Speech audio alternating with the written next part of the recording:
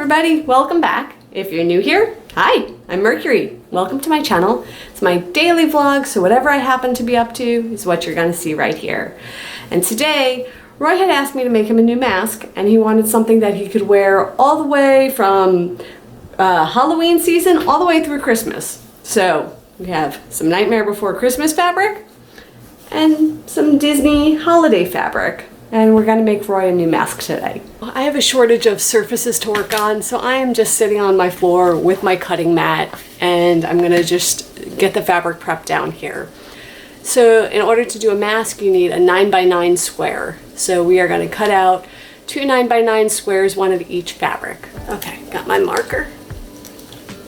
Got my fabric laid out. I'm gonna measure it out.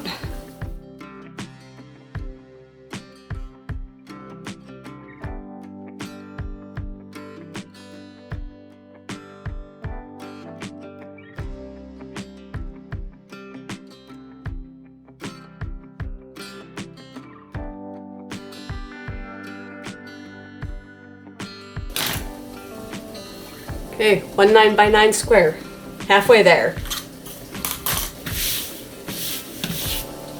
I'm actually just going to trace this onto here. That's going to be the easiest way of doing this.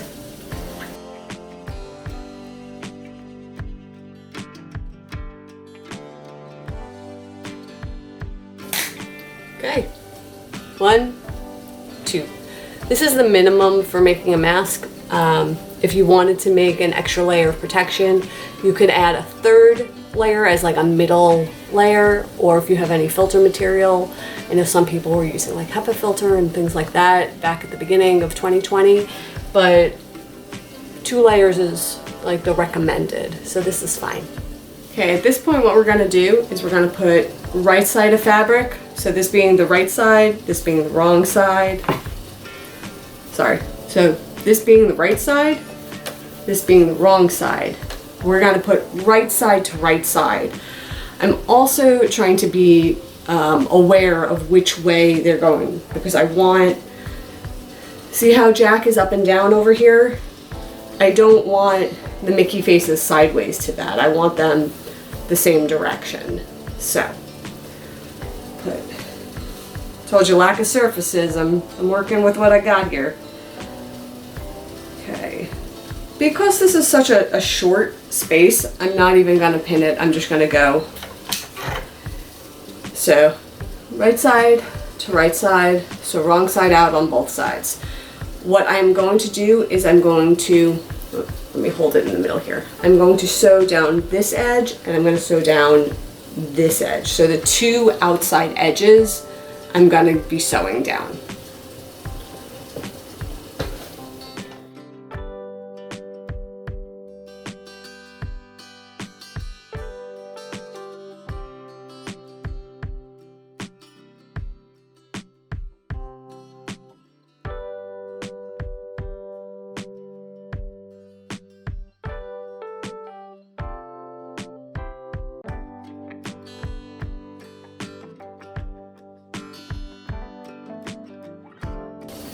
Okay, so we have that sewed together.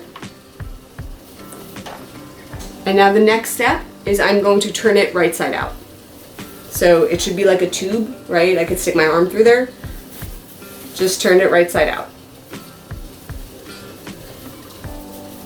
Okay, so from here, I'm going to iron and press these seams flat is the next step. So I will be right back after I iron and press those seams. So now I have this all ironed. You can see it's nice and flat, easy to work with, and I have it going the correct directions. So from here you decide which edge is your top. This is my top. I have a pipe cleaner. I'm going to put the pipe cleaner here on the inside. So right through the tube. And it's pretty easy because once you iron it, it holds its shape and it just kind of will go right in where it needs to be. And you just kind of push it up all the way because it gets hung up on the seam a little bit. So you just gotta kind of push it up on the seam so that it fits all the way at the top. You could even hold it up like this so that gravity helps you a little bit, and just kind of get it right up against that seam. I'm gonna get the sewing machine back. We're gonna sew right up against the pipe cleaner.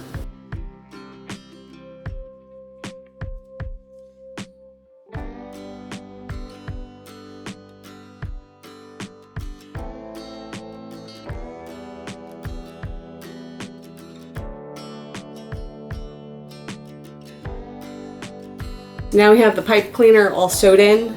You can see it's in there, it's not going anywhere. So we take the household scissors, not the fabric scissors, the household scissors. And we just trim off the edge of that pipe cleaner. And we could also get this thread while we're at it.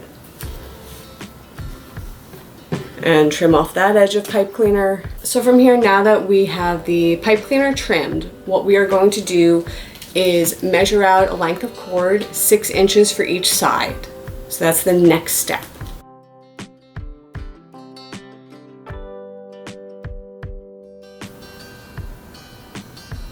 So now I have my 6 inches of ear loop cord. And this cord I have is a little bit stretchy, it's elastic. So that's helpful. So from here, it gets a little bit tricky. So what I'm gonna do is I want to fold this in so that way when I make the seam, there's not like rough edges. So you can see I just sort of tucked the edges in on both sides like that. And I'm trying to just get them to line up just right. Okay, and this is where the pins come in. So I'm just gonna pin this together with those folds together. All of the pins are in now, so you'll see along the edges there and along these edges, I have it pinned closed. So now I'm going to figure out where my pleats are.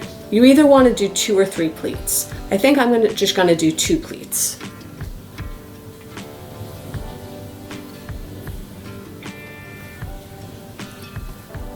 And if you don't know what a pleat is, it's basically this, where the fabric like folds, and it would look like that on the side.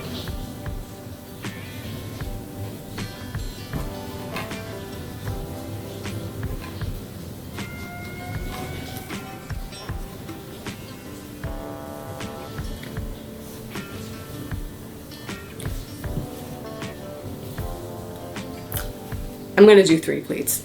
Like as I'm laying this out and I see it, I realize I should do 3 pleats.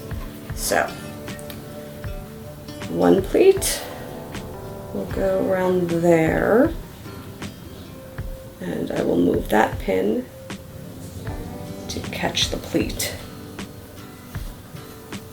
And the same thing over here, I will move this pin to catch the pleat.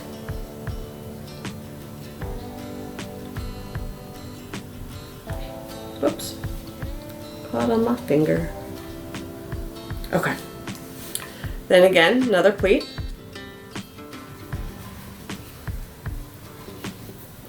And again, I'm gonna move the pins to catch the pleats.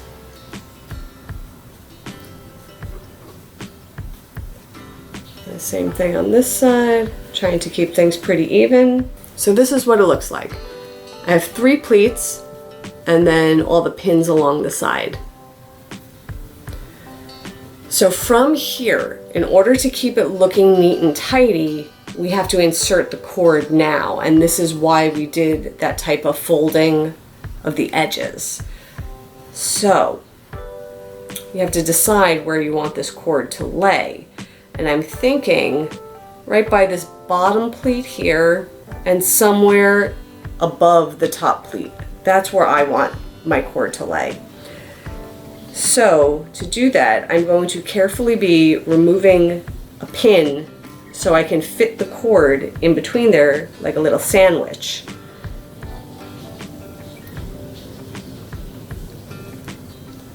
You want it to lay in there flat so that you know you'll catch it with the sewing machine.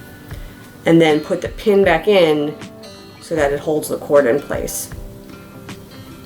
And then I'm going to do that down here at the bottom also.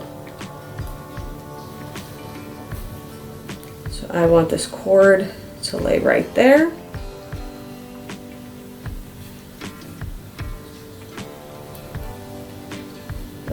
want it slightly below that pleat. Yep. Let me make sure it's in there far enough. Yep. Okay. And this might actually need 2 pins because it's right by the pleat, and I need one to hold the pleat closed, and I'm going to need one to make sure this cord isn't going anywhere.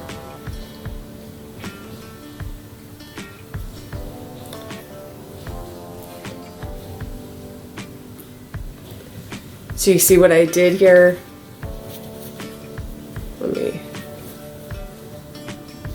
So basically the cord is sandwiched right in there. So I'm going to do the same thing to the other side, and then we're going to sew right down that line. Here's a little Mercury tip. Anytime I'm sewing, especially with fabric that is thick, multi-layered, or I have pins in the fabric, even if I'm pulling the pins out along the way, I sew with safety goggles on. There have been times that I've had the sewing needle break and go flying, and it's really scary. I highly recommend sewing with goggles.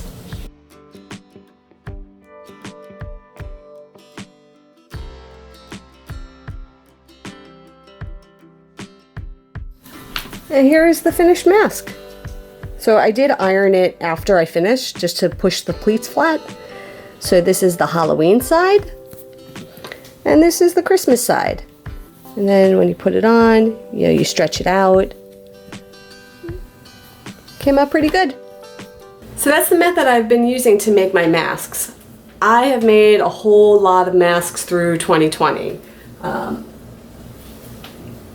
Here's an example of another mask I made. I made a stitch mask, but this one I did with ties so that way it would fit better on my face. I found that for me, from my homemade masks, I was getting a better fit with the tie-ons because I could just tie it to however big or small my head was. So this is the mask I made for Roy. Yeah, it's got the ear loops. It'll do the job.